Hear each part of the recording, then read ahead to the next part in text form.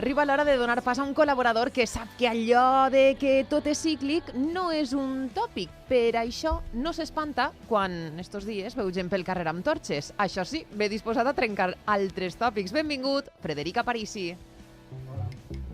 Espera que soni la sintonia una miqueta. Ja que es vas molestar en triar-la. És que té moltes coses que contar, porta un convidat, moltes coses interessants i anem per feina. Bon dia. Bon dia a totes i tots. Bon dia, Guillem. Quin tròpic, anava a dir. Quin tròpic trencaràs avui? Això sembla un embarbussament d'aixòs. Ai, senyor. És que igual, jo veig a Ramir sempre en un estat així d'alerta tranquil·la. Sempre que ve Frederic, a mi ja sabeu que em deixa de pasta de moniato, amb això de trencar tòpics, i com damunt no avisa de què parlarà, que és una cosa que normalment els col·laboradors fan, no? Diuen, parlaré d'això, i així tu te prepares un poquet, i sembla que siguem persones intel·ligents. Però tu no avises. Clar, no tinc l'espoiler sobre què parlaràs. No ho sé. Avant. Bueno, avui parlarem sobre el món rural i trencarem alguns tòpics sobre, particularment el món rural. Si és que t'agrada molt això de trencar tòpics, de destrossar-me a mi la vida. Ja ho sé.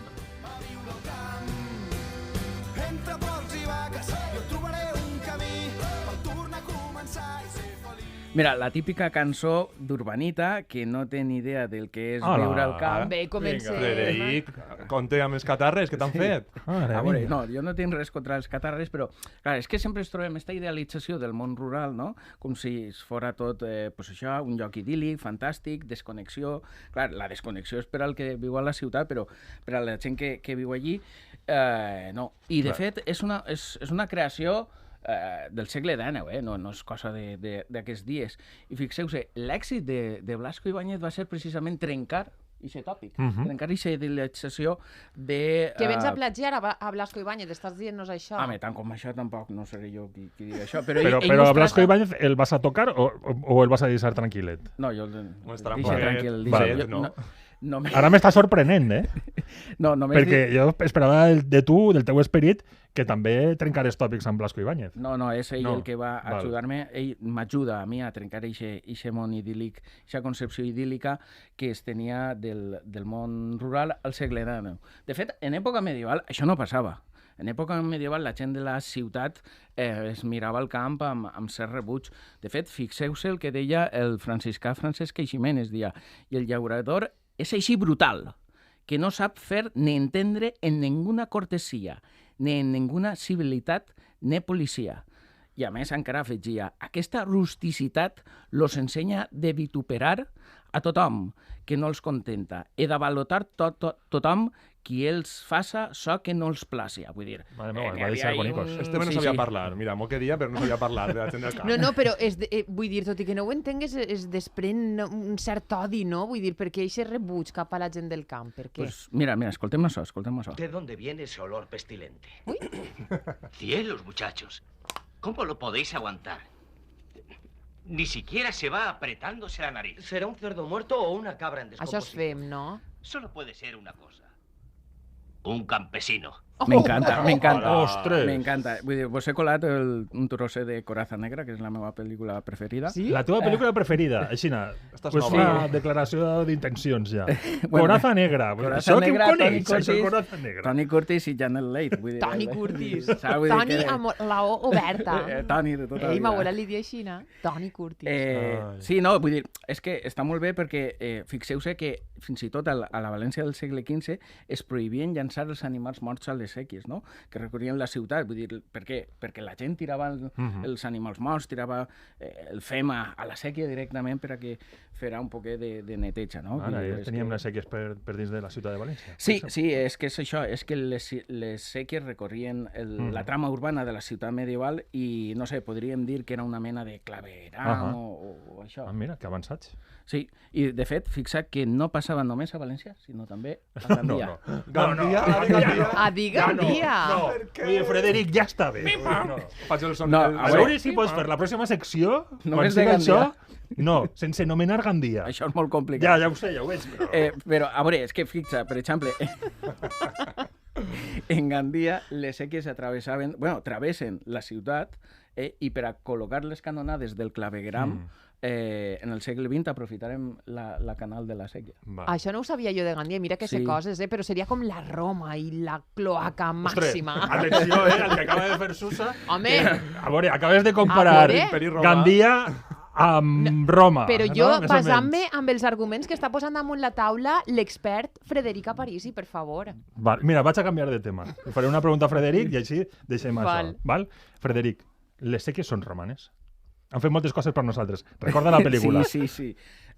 No, home, no. Vull dir, anem a veure.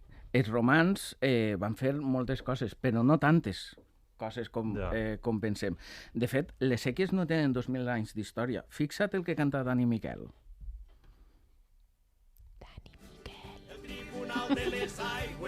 Esta Susa també se la sabrà.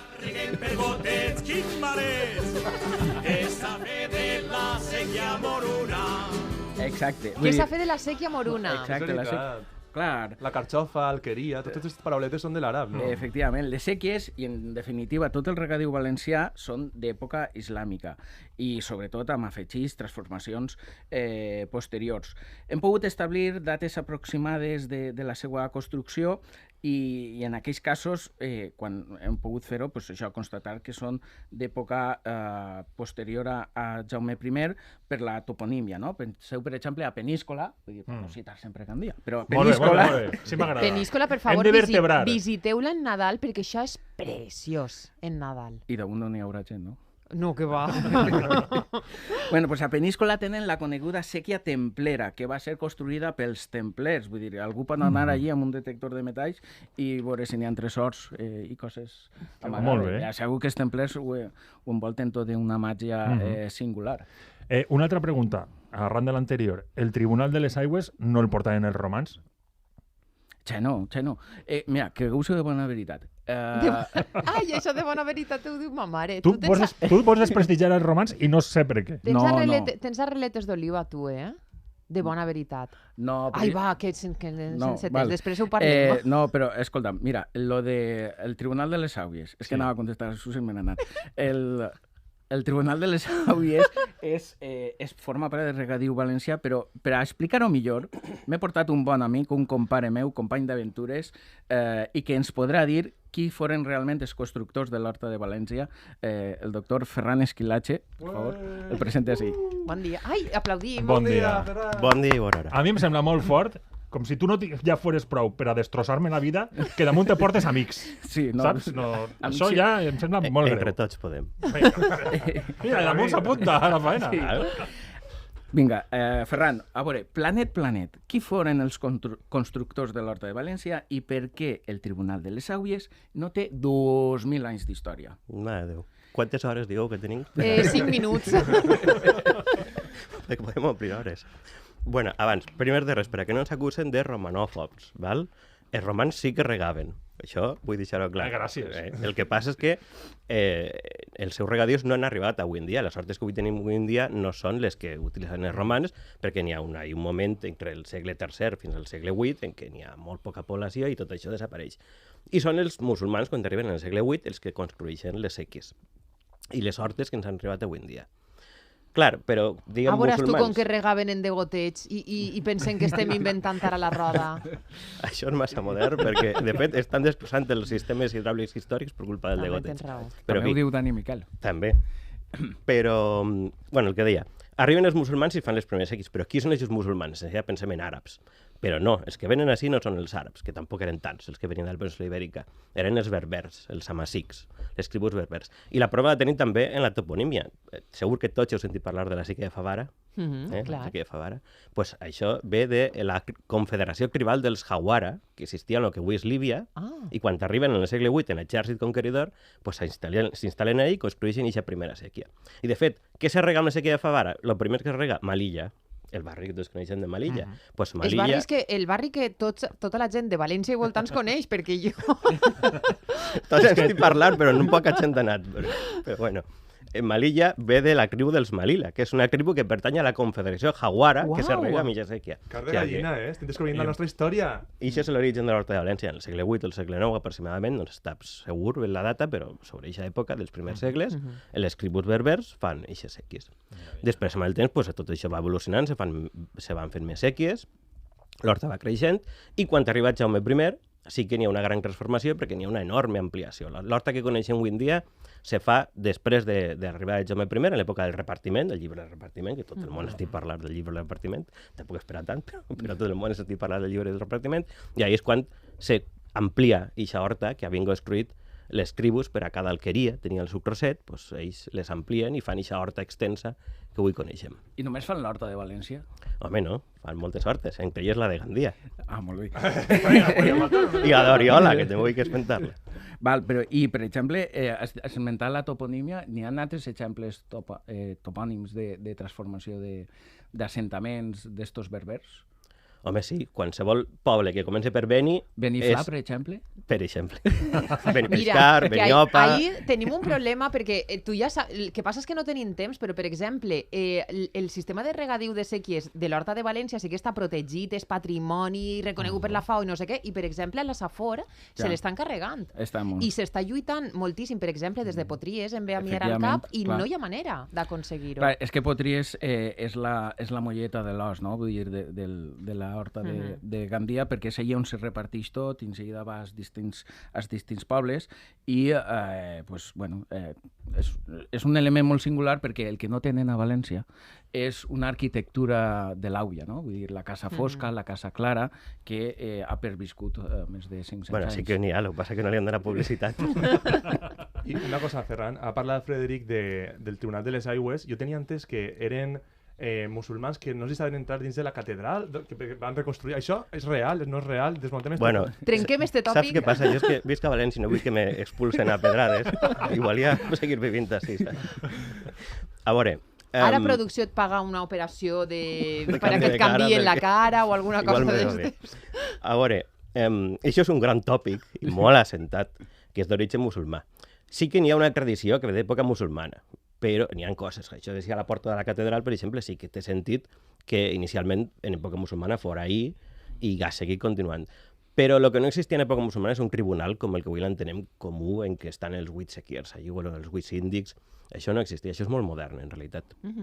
Tenim documents del segle XV en què veiem... Això perquè és el tribunal oral més antic que hi ha, no? Això és el que diuen... No mos trenques el patrimoni, però no que tenim. Però si venim a trencar tòpics així, arrasem en tot, clar que sí. Tira, Ferran, endavant. Patrimoni de la humanitat. Però, a veure, que és una cosa importantíssima que tenim, però que no necessitem que sigui romà, ni de fa 800 anys, ni 1.000 anys, simplement tindrà uns 300 anys aproximadament. Tal com el que coneixem avui en dia, Ara saps com me sent jo cada dia que ve Ferran, saps? Tim Rami. Frederic, perdó. Tim Rami. Però vull deixar clar que sí que és molt antic. El que passa que tal com el coneixem avui en dia és modern, però sí que té traces antigues. Anem a fer una prova, Ferran. Vull dir, tu així has deixat 2 pindoletes, fem la prova, si no et tiren pedres, quan ixes, te'n vens un altre dia i continuem trencant tòpics. Més que res perquè no tenim temps. Et sembla bé, Frederic? Jo encantat. Jo més encara. És que ens enrocinem. Us poses damunt la taula coses així que ens anem bé i ens enrocinem. Jo abric melons i ale. Aleshores, fem capítol 2 de Ferran Esquilache? Vale, encantat. Ai, és que clar, ahir un diumenge de matí no li ve vindre. És que me feu matinar i... S'ha quedat sense esmorzar. Per telèfon. Moltes gràcies, Ferran, moltes gràcies, Frederic. Actualitzem les notícies, anem a escoltar el butlletí informatiu i tornem de seguida.